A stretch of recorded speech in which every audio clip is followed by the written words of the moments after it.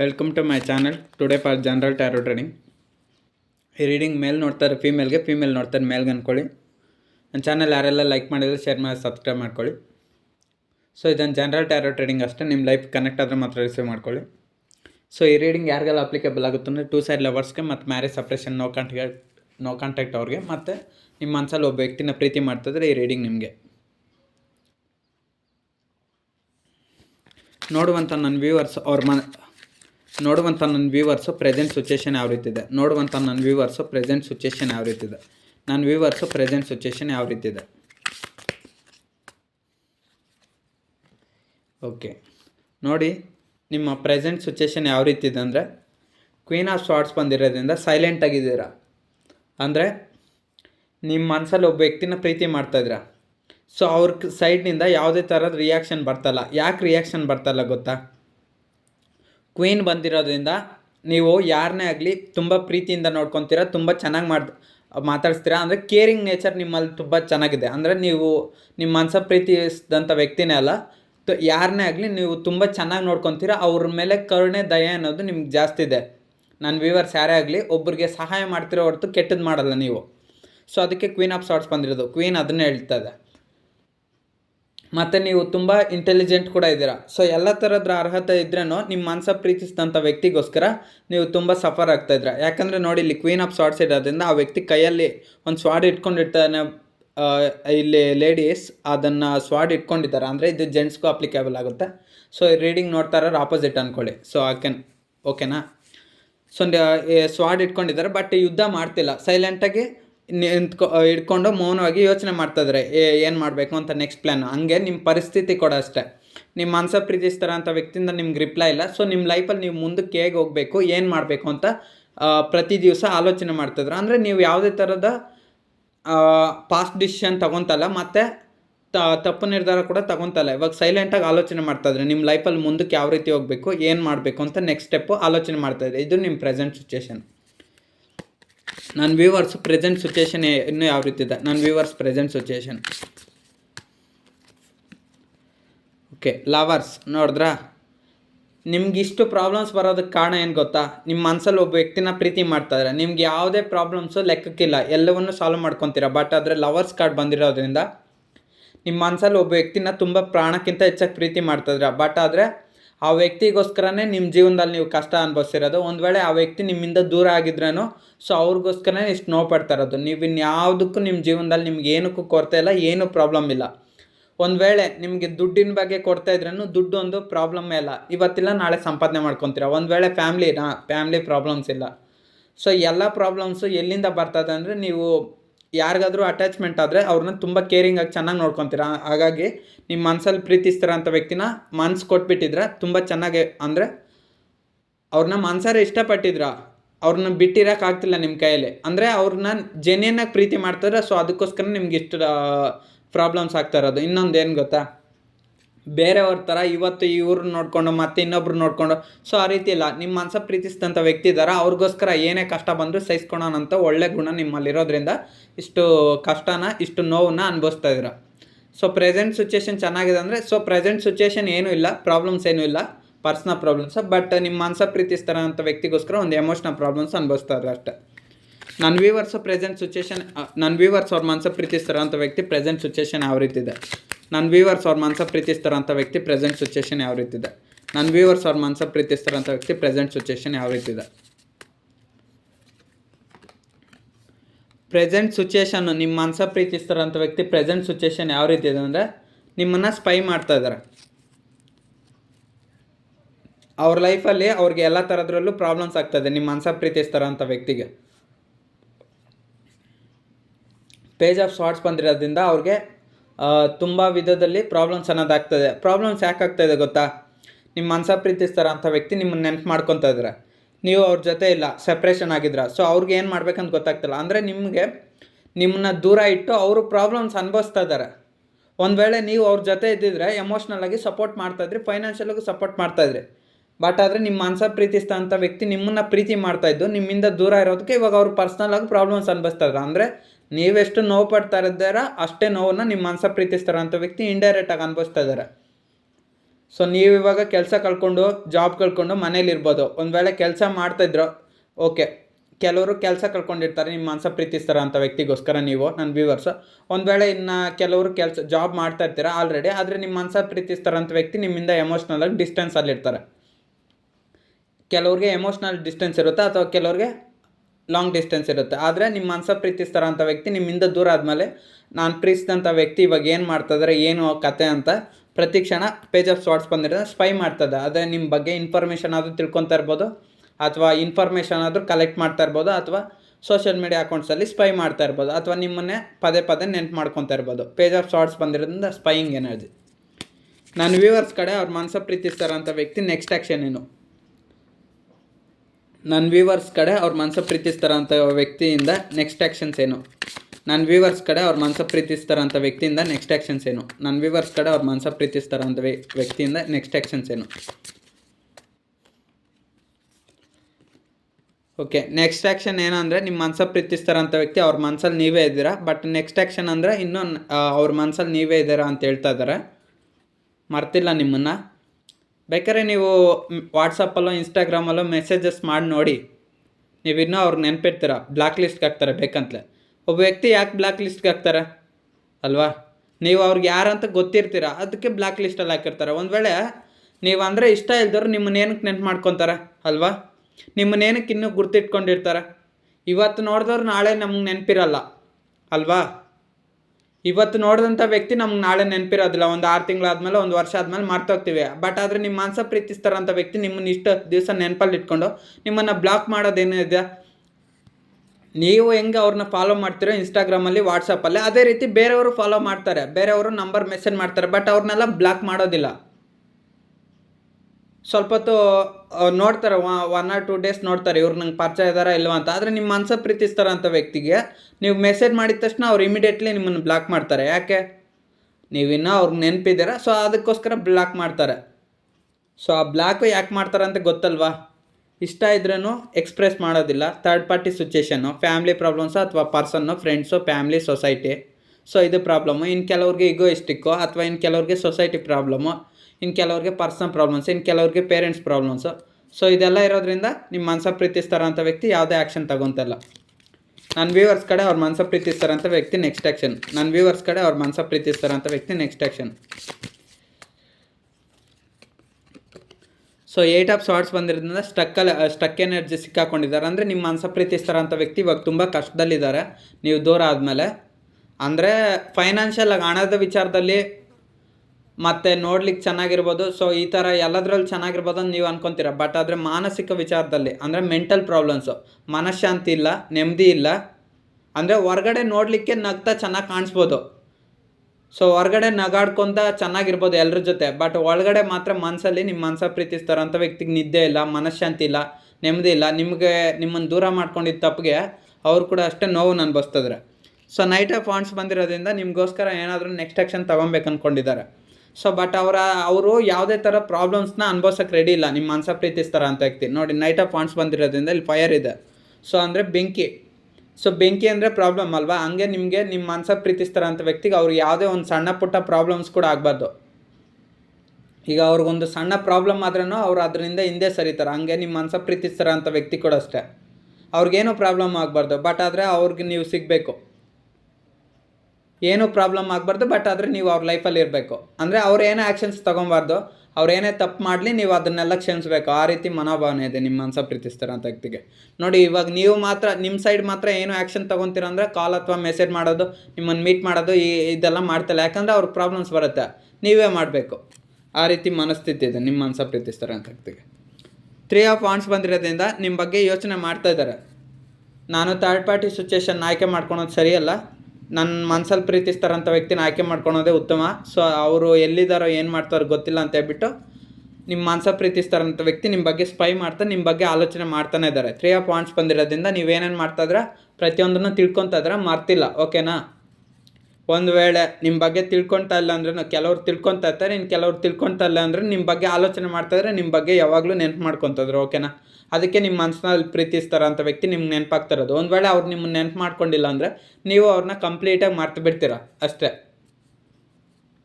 ಈಗ ಒಬ್ಬ ವ್ಯಕ್ತಿ ನಿಮ್ಮನ್ನು ಕಂಡ್ರೆ ಇಷ್ಟ ಇಲ್ಲ ಅಂತ ಹೇಳಿದ್ಮೇಲೆ ನೀವು ಎಷ್ಟು ದಿವಸ ನೋಡ್ತೀರಾ? ಡೈರೆಕ್ಟಾಗಿ ಹೇಳ್ಬಿಟ್ಮೇಲೆ ಇರ್ತೀರಾ ಅಲ್ಲಿ? ಆಯ್ತು ಹೋಗಮ್ಮ, ನೀವು ಅಂದರೆ ನನಗೆ ಇಷ್ಟ ಇಲ್ಲ, ಅಥವಾ ನೀನು ಹೋಗಪ್ಪ, ನೀನು ನನ್ನ ಇಷ್ಟಪಡ್ತಾ ಇಲ್ಲಲ್ಲ, ನೀನು ಹೊರಟೋಗು, ನಾನು ಬೇರೆಯವ್ರನ್ನ ನೋಡ್ಕೊತೀನಿ ಅಂತ ನೀವು ಹೇಳ್ಬಿಡ್ತೀರಾ. ಬಟ್ ಆದರೆ ನಿಮ್ಮ ಮನಸ್ಸ ಪ್ರೀತಿಸ್ತಾರಂಥ ವ್ಯಕ್ತಿ ಅದು ಹೇಳ್ತಿಲ್ಲ, ಯಾಕಂದರೆ ಅವ್ರಿಗೆ ಬೇಕಾಗಿದೆ ನೀವು.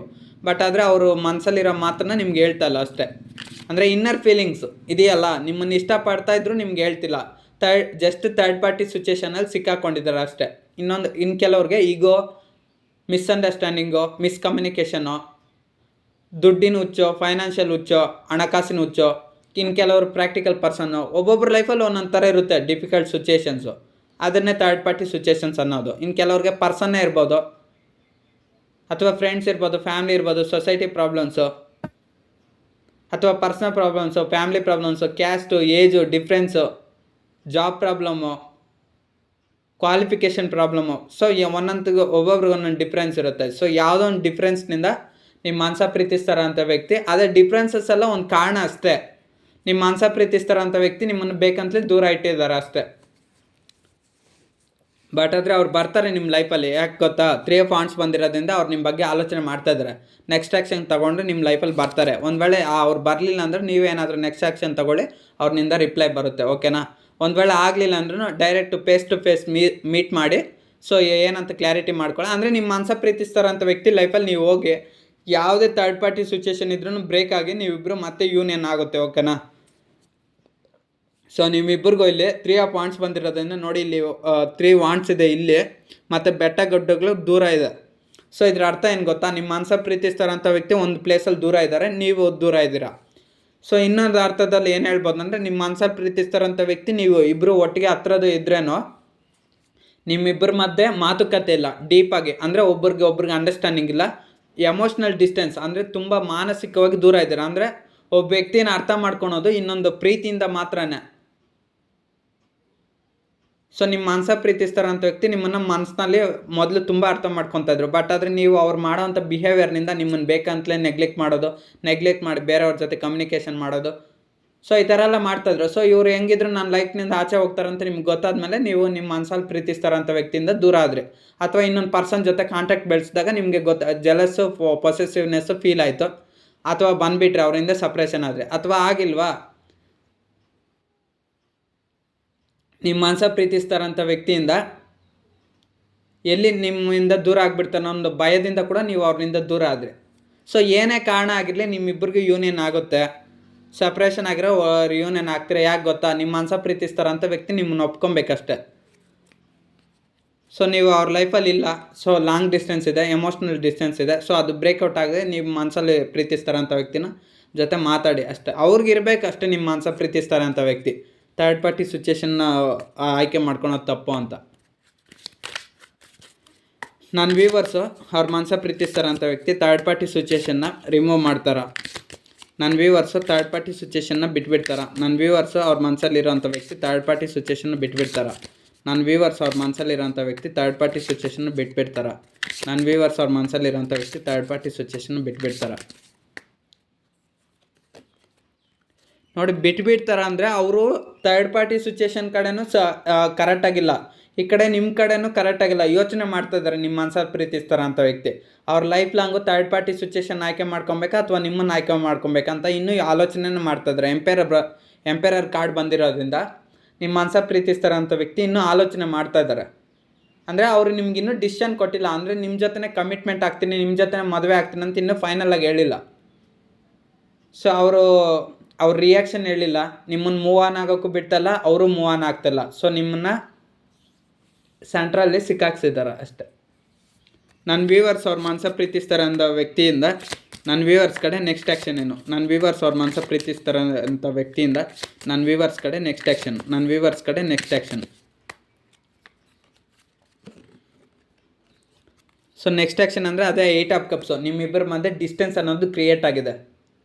ಈ 8 ಕಪ್ಸ್ ಅನ್ನೋದು ನೀವು ಅವ್ರನ್ನ ತುಂಬ ಕೇರ್ ಮಾಡಿದ್ರಿ, ತುಂಬ ಚೆನ್ನಾಗಿ ನೋಡ್ಕೊಂಡ್ರಿ, ಬಟ್ ಎಲ್ಲ ಥರ ಚೆನ್ನಾಗಿ ನೋಡ್ಕೊಂಡ್ರಿ. ಬಟ್ ಆದರೆ ಥರ್ಡ್ ಪಾರ್ಟಿ ಸಿಚುವೇಷನು ಪ್ರಾಬ್ಲಮ್ಮನ್ನ ತಂದಿಟ್ಬಿಡ್ತು. ಥರ್ಡ್ ಪಾರ್ಟಿ ಸಿಚುವೇಷನ್ ಪರ್ಸನ್ ಆದರೂ ಆಗಿರಲಿ, ಸಿಚುವೇಷನ್ಸ್ ಅನ್ನೋದ್ರೂ ಆಗಿರಲಿ, career, personal problems, health problems, mental, so ಏನೇ ಆಗಿರಲಿ ಅದರಿಂದನೇ ನಿಮ್ಮ ಮನಸ ಪ್ರೀತಿಸ್ತಾರಂಥ ವ್ಯಕ್ತಿ ನಿಮ್ಮಿಂದ ದೂರ ಆಗಿದ್ದು.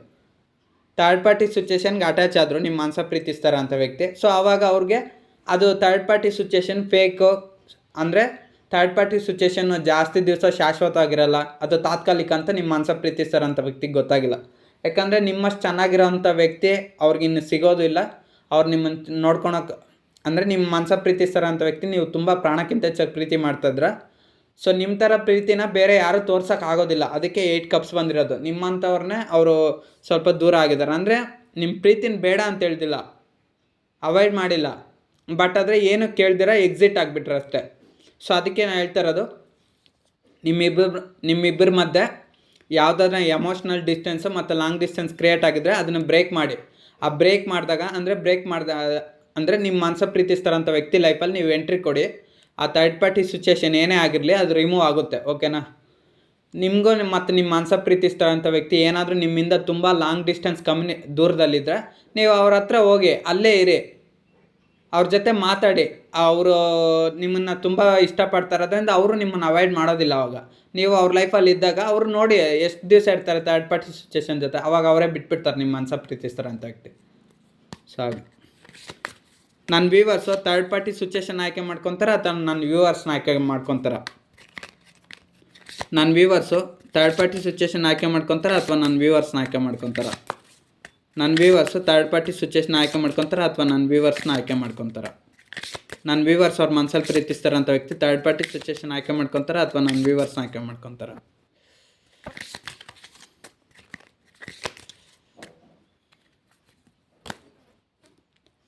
ಓಕೆ, 9 ಕಪ್ಸ್ ಬಂದಿರೋದ್ರಿಂದ ಅವ್ರು ನಿಮ್ಮನ್ನು ತುಂಬ ಇಷ್ಟಪಡ್ತಾ ಇರೋದು ನಿಮ್ಮೊಬ್ಬರನ್ನ ಮಾತ್ರ.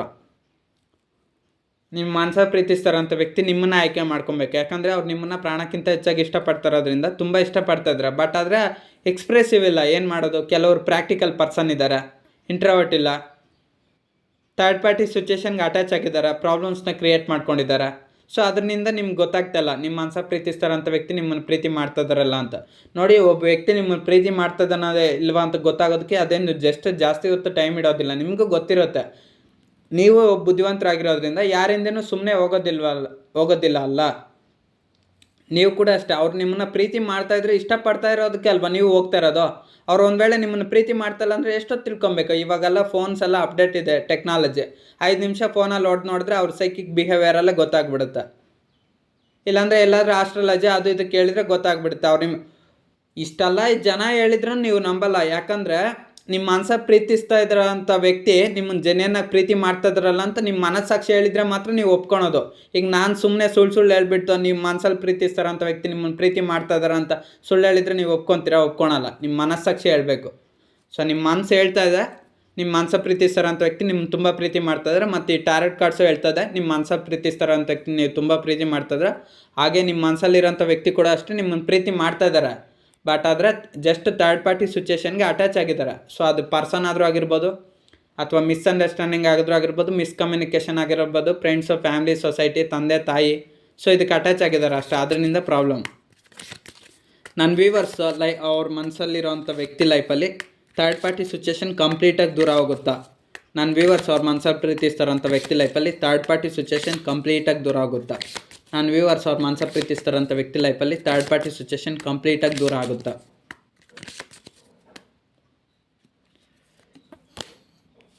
ಓಕೆ, 7 ವಾಂಡ್ಸ್ ಬಂದಿರೋದ್ರಿಂದ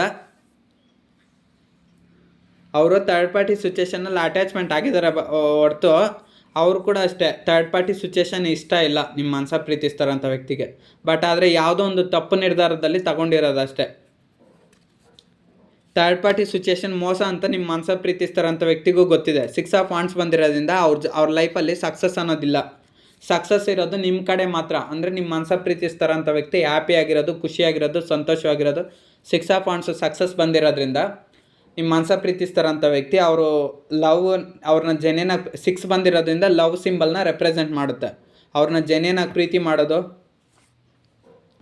ಸೊ ಅವ್ರನ್ನ ಜೆನ್ಯೂನಾಗಿ ಪ್ರೀತಿ ಮಾಡೋದು, ಇಷ್ಟಪಡೋದು ಎಲ್ಲ ಅಂತ ನಿಮ್ಮ ಮನಸ್ಸಲ್ಲಿ ಪ್ರೀತಿಸ್ತಾರಂಥ ವ್ಯಕ್ತಿಗೆ ನೀವು ಒಬ್ಬರು ಮಾತ್ರ ಅಂತ ಅವ್ರಿಗೆ ಗೊತ್ತಿದೆ. ಸೊ ಹಾಗಾಗಿ ಅವ್ರ ಲೈಫಲ್ಲಿ ಥರ್ಡ್ ಪಾರ್ಟಿ ಸಿಚುಯೇಷನ್ ಕಂಪ್ಲೀಟಾಗಿ ದೂರ ಆಗುತ್ತಂದ್ರೆ ಆಗುತ್ತೆ. ಯಾಕಾಗುತ್ತಂದರೆ ನಿಮ್ಮ ಮನಸ್ಸ ಪ್ರೀತಿಸ್ತಾರಂಥ ವ್ಯಕ್ತಿ ಆ ಥರ್ಡ್ ಪಾರ್ಟಿ ಸಿಚುಯೇಷನ್ ಅಂದರೆ ಇಷ್ಟ ಇಲ್ಲ. ಥರ್ಡ್ ಪಾರ್ಟಿ ಸಿಚುಯೇಷನ್ ಪ್ರಾಬ್ಲಮ್ ಯಾರು ಮಾಡ್ತಾ ಇರೋದ್ರಲ್ಲಿ ಕ್ರಿಯೇಟ್? ಅವ್ರ ಅಪ್ಪ ಅಮ್ಮನೋ, ಅಥವಾ ಪರ್ಸನ್ನು ಅವರು ಮಾಡ್ತಾ ಇರೋದು. ಸೊ ಥರ್ಡ್ ಪಾರ್ಟಿ ಸಿಚುಯೇಷನ್ ಅಂದರೆ ನಿಮ್ಮ ಮನ್ಸಲ್ಲಿ ಪ್ರೀತಿಸ್ತಾರಂಥ ವ್ಯಕ್ತಿಗೆ ಇಷ್ಟ ಇಲ್ಲ, ಅವ್ರನ್ನ ಇಷ್ಟಪಡಲ್ಲ. ಬಟ್ ಆದರೆ ಅವ್ರು ಅಟ್ರಾಕ್ಷನ್ ಮಾಡಿ ನಿಮ್ಮ ಮನ್ಸಲ್ಲಿ ಪ್ರೀತಿಸ್ತಾರಂಥ ವ್ಯಕ್ತಿನ ಬುಟ್ಟಿಗೆ ಬೀಳ್ಸ್ಕೊಂಡಿದ್ದಾರೆ ಅಷ್ಟೇ. ಅದಕ್ಕೆ ಹೇಳ್ತಾ ಇರೋದು, ನಿಮಗೂ ಮತ್ತು ನಿಮ್ಮ ಪರ್ಸನ್ಗೆ ರಿಯೂನಿಯನ್ ಆದಮೇಲೆ ಥರ್ಡ್ ಪಾರ್ಟಿ ಸಿಚುಯೇಷನ್ ಆಟೋಮೆಟಿಕ್ಕಾಗಿ ದೂರ ಆಗಿಬಿಡುತ್ತೆ. ಸೊ ಆಮೇಲೆ ನೋಡಿ ಅಷ್ಟೇ, ಥರ್ಡ್ ಪಾರ್ಟಿ ಸಿಚುಯೇಷನ್ ಆಟೋಮೆಟಿಕ್ಕಾಗಿ ಹೊರಟೋಗುತ್ತೆ. ನಿಮ್ಮ ಮನ್ಸಲ್ಲಿ ಪ್ರೀತಿಸ್ತಾರಂಥ ವ್ಯಕ್ತಿ ನಿಮ್ಗೆ ತುಂಬ ಪ್ರೀತಿ ಮಾಡ್ತಾಯಿದ್ರೆ. ಸೊ ಅದಕ್ಕೆ 2 ಆಫ್ ಪೆಂಟಿಕಲ್ಸ್ ಕೂಡ ಅದೇ ಹೇಳ್ತದೆ.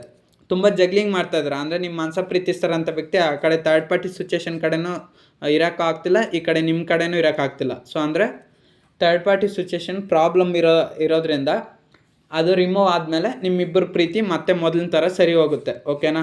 ಆಮೇಲೆ ನೀವು ಹ್ಯಾಪಿಯಾಗಿರ್ತಾರೆ, ಅವರು ಹ್ಯಾಪಿಯಾಗಿರ್ತಾರೆ. ಅಂದರೆ ಅವ್ರು ನಿಮ್ಮ ಜೊತೆ ಇದ್ರೇ ಹ್ಯಾಪಿಯಾಗಿರ್ತಾರಲ್ವಾ, ನೀವು ಅವ್ರ ಜೊತೆ ಇದ್ದರೆ ಹ್ಯಾಪಿಯಾಗಿರ್ತೀರ. ಓಕೆ. ಸೊ ಏನೂ ಇಲ್ಲ ಬಿಡಿ, ಇಲ್ಲಿ ತಪ್ಪು ಏನು ಗೊತ್ತಾ, ಥರ್ಡ್ ಪಾರ್ಟಿ ಸಿಚುಯೇಷನ್ ಪ್ರಾಬ್ಲಮ್ಸ್ ಅಷ್ಟೇ. ಸೊ ಅದು ನಿಮ್ಮ ಮನಸ ಪ್ರೀತಿಸ್ತಾರಂಥ ವ್ಯಕ್ತಿ ಲೈಫಲ್ಲಿ ಏನೇ ಆಗಿರಲಿ, ಥರ್ಡ್ ಪಾರ್ಟಿ ಸಿಚುಯೇಷನ್ ಅದು ಕ್ಲಿಯರ್ ಆದಮೇಲೆ ನಿಮ್ಮಿಬ್ಬರ ಪ್ರೀತಿ ಸರಿ ಹೋಗುತ್ತೆ.